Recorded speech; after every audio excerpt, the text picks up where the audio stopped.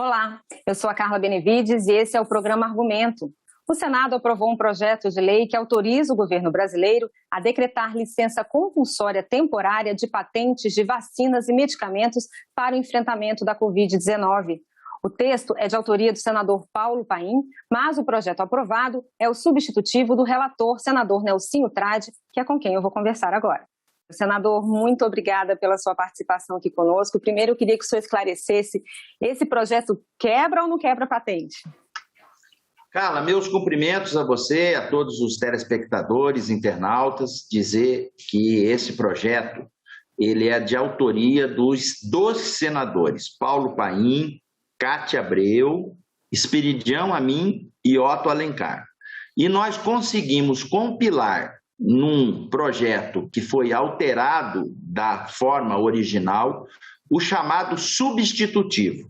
Aqui no Senado, quando a gente altera muito a ideia de um colega, ele acaba virando um substitutivo, com a finalidade de ser aplicável, porque o projeto da forma original, ele entrava muito nas questões da Organização Mundial do Comércio, das tratativas internacionais do país, do Brasil, com outros países no que tange aos acordos internacionais das patentes.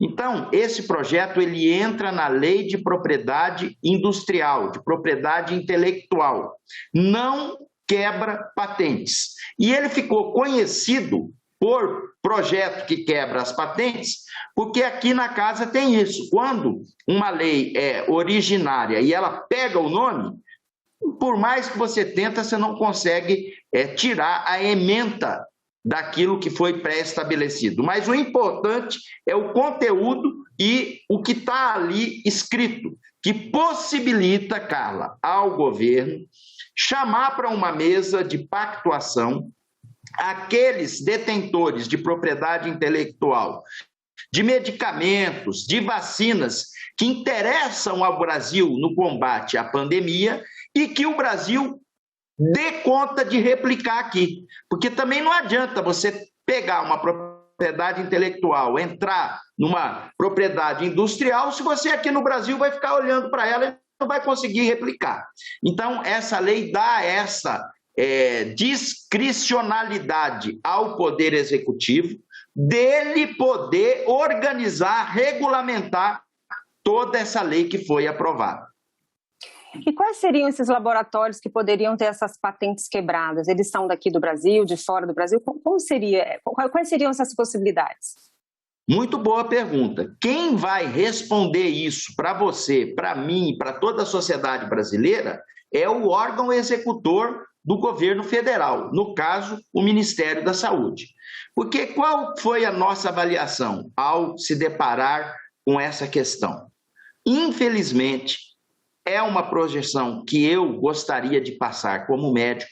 Nós vamos ter que conviver com esse coronavírus e com seus desdobramentos por mais algum tempo, infelizmente. E isso vai, tempos após tempo, gerar situações diferentes, situações complexas que haverão de ter enfrentamentos diferentes e complexos, com novas drogas, com novos medicamentos. A grande verdade é que nós estamos aprendendo com essa doença dia após dia. Agora há pouco veio a notícia de que nós temos a condição de replicar aqui no nosso país o Remdesivir, um medicamento antirretroviral. Se isso for realmente comprovado cientificamente que ajuda no combate ao coronavírus, se a gente não tivesse condições de replicar ele por aqui, o custo dele seria em torno de R$15 mil o tratamento. Praticamente muito inacessível para quem quer que seja. Ao passo que, se a gente conseguir a propriedade intelectual e replicar ele no nosso país, esse custo pode abaixar, ou mesmo, a partir do momento que o governo demonstrar interesse nessa questão, chamar os detentores da propriedade intelectual desse antirretroviral para pactuar com eles uma quebra no preço, uma redução no seu custo, a fim de que essas medidas de licença compulsória possam não ser tomadas. Ou seja, essa lei, esse substitutivo, é um instrumento muito interessante para que o governo possa fazer vez às necessidades de enfrentamento ao Covid-19. E assim, no que tange às vacinas que estão aparecendo, cada vez a gente tem a ciência do aparecimento de uma ou de outra que poderá, sim, vir para o Brasil e nós sairmos desse marasmo, dessa fila andando devagar que nós estamos tendo da vacinação do Covid-19. Senador, e como fica a questão dos insumos? É outra questão que está prevista também na lei.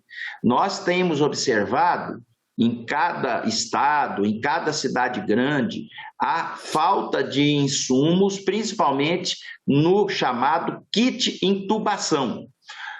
Essa lei também prevê isso, que aqueles que necessariamente têm que ser trazidos do exterior para o Brasil possam aqui, a partir do momento que se tem a propriedade intelectual, ser replicados no nosso país para diminuir o custo e aumentar a quantidade da oferta dos insumos. Ou seja, nós estamos nos armando para poder enfrentar essa guerra contra o Covid-19. Só que para tudo isso funcionar, nós temos que ter a colaboração ativa de quem tem a caneta na mão, para poder entrar nesse circuito e fazer uma engrenagem positiva de resultado. No caso, o Poder Executivo, através do Ministério da Saúde. Senador, uma das questões mais polêmicas na sessão de aprovação da proposta foi o fato de que o projeto estaria quebrando acordos de propriedade intelectual relacionados ao comércio. Eu queria que o senhor falasse um pouquinho sobre isso. A gente teve essa preocupação. E olha, nada na vida é por acaso, Carlos. Não é à toa que eu fui presidente da Comissão de Relações Exteriores por 2 anos.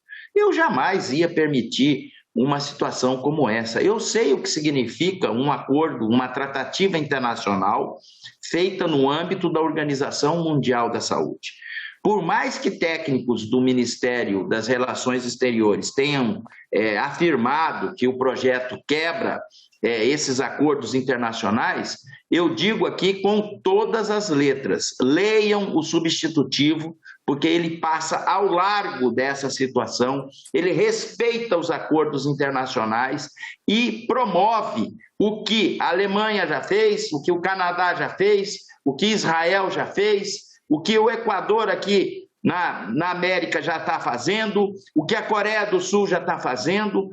Nós não podemos assistir, da forma como nós estamos assistindo, uma situação como essa, de 3 a 5 mil mortes por dia no Brasil, e não ter alternativas para poder lutar contra esse maldito vírus, que botou todo mundo de joelho. Fechou Paris, fechou Nova York, fechou São Paulo, fechou as grandes cidades, fechou o mundo todo. Então, nós temos que nos armar para vencer esse Covid-19. Outra questão que eu gostaria que o senhor falasse é sobre lucro das empresas versus questão humanitária. Como que fica isso? Então, chega uma hora que você pesa essa situação. Eu sou uma pessoa que sempre valorizou o estudo, a ciência, aquele que se preparou, aquele que teve a ideia brilhante de fazer esse ou aquele medicamento, essa ou aquela vacina. Isso tem que ser valorizado, tem que ser respeitado, não pode ser desprezado. E a nossa lei dá essa oportunidade, sim.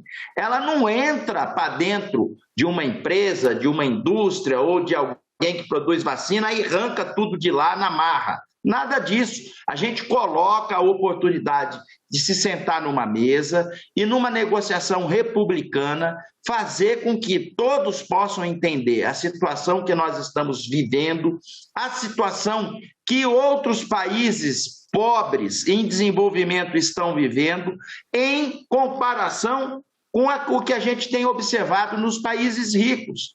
A velocidade, Carla, de vacinação dos países ricos é 25 vezes maior do que a nossa e dos países em desenvolvimento. Isso é justo? Não. A pandemia, por ela ser pandemia global, ela tem que ser tratada como um todo. O próprio Papa Francisco pede às autoridades mundiais que não deixem de olhar os países mais pobres, porque de nada adianta você resolver a pandemia num lugar rico, sendo que ela está explodindo em outro canto, e lá o que pode acontecer? Sai uma variante e acaba indo para lá e essa variante não é, vamos dizer, imunizada com a vacina que lá já teve. Esse enfrentamento tem que ser global, universal, e a gente precisa do desprendimento de todos. Mas o governo decidindo quebrar a patente, quais seriam essas etapas? Ele dá um prazo? Como que seria esse processo de quebra? Se o governo entender que isso é positivo, que tem que ser feito, ele tem um prazo de 30 dias, a hora que a lei chega para ele, de elencar uma lista de produtos, de vacinas, de insumos que o Brasil precisa e que não só precisa, mas que o Brasil dá conta de replicar aqui no nosso país. Botou esse pessoal tudo numa mesa, botou o ministro da Ciência e Tecnologia, botou o ministro da Saúde, das Relações Exteriores e começam a tabular um entendimento para poder adquirir a propriedade intelectual desses elencados na lista anteriormente.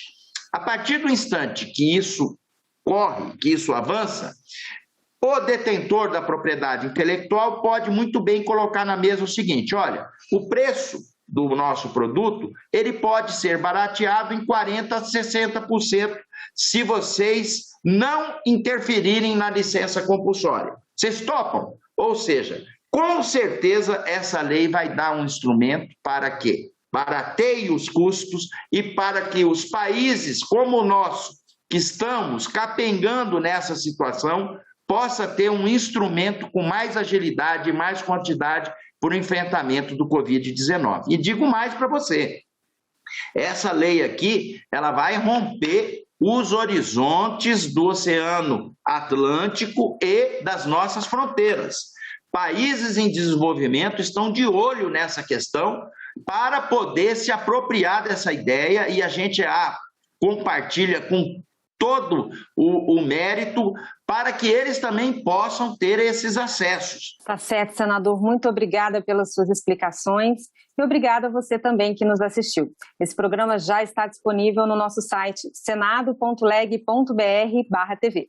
Obrigada pela sua audiência e até a próxima.